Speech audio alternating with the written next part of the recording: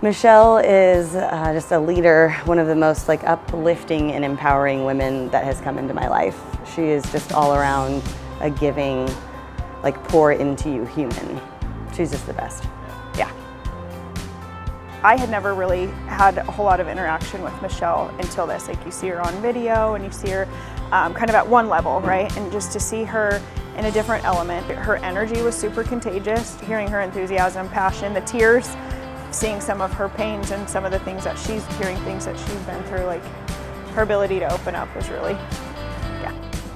Michelle brings the calm with her, so it's not a super hype event. It's very calm, but with intention. So she has her agenda, she takes you through the proper process so that you can get where you need to be.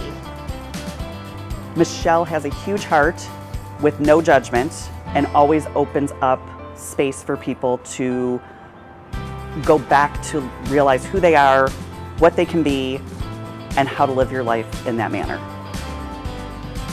Michelle is just so real and has the ability to just get deep and connect people and your feelings and just reconnect with what's important in your heart and soul.